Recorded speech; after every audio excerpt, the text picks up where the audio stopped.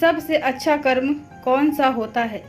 एक बार एक बुजुर्ग आदमी रेलवे स्टेशन पर समोसा बेच रहा था और वो जब समोसा बेचकर अपने झोपड़ी में जाता है तो अपनी बुजुर्ग पत्नी से कहता है कि दूसरी ट्रेन आने से पहले ही तुम और समोसे दे दो। और फिर बुजुर्ग कहता है, काश हमारी कोई औलाद होती तो हमें इस तरह से काम न करना पड़ता।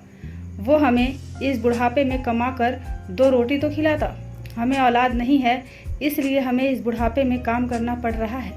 पति की बात सुनकर पत्नी की आंखों में आंसू आ जाते हैं और फिर वो समोसे को टोकरी में रखकर अपने पति को देती है और पति समोसा लेकर वापस स्टेशन आता है और देखता है कि एक बुजुर्ग पति पत्नी स्टेशन के प्लेटफॉर्म पर बैठे थे।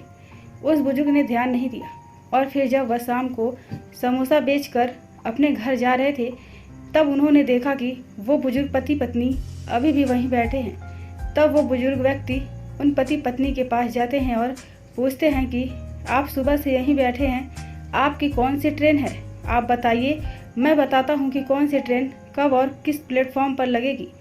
तब वो बुजुर्ग पति पत्नी बोले कि हमें कहीं नहीं जाना है, हमारे छोटे बेटे ने कहा है कि हमारा बड़ा बेटा हमें यहीं लेने आएगा और अगर भैया ना आए तो इस चिट्ठी में मैंने भैया का पता लिखा है, आप किसी से भी पूछकर वहाँ चले जाना। पर हमें तो पढ़ना लिखना आता ही नहीं है, अगर आप ये चिट्ठी पढ़ देते तो हम अपने बेटे के पास चले जाते।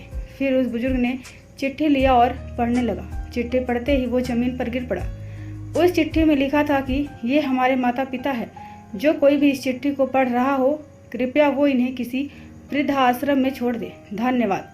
फिर समोसे वाले बुजुर्ग सोचने लगे कि मैं कहाँ सोच रहा था कि हमारी औलाद होती तो हमें काम न करना पड़ता, लेकिन इन पति पत्नी के पास तो 2 औलाद होने के बावजूद इनकी ये हालत है। अगर बेटे ऐसे होते हैं तो अच्छा है कि हमारी कोई औलाद नहीं है। और एक बार एक संत ने मुझसे पूछा था कि औलाद होनी चाहिए या नहीं। संत जी ने कहा था कि दुख और सुख ये दोनों हमें औलाद से नहीं मिलती, बल्कि ये दोनों हमें अपने कर्मों के अनुसार मिलता है। कोई औलाद हमें ना तो दुख देती है और ना ही सुख देती है।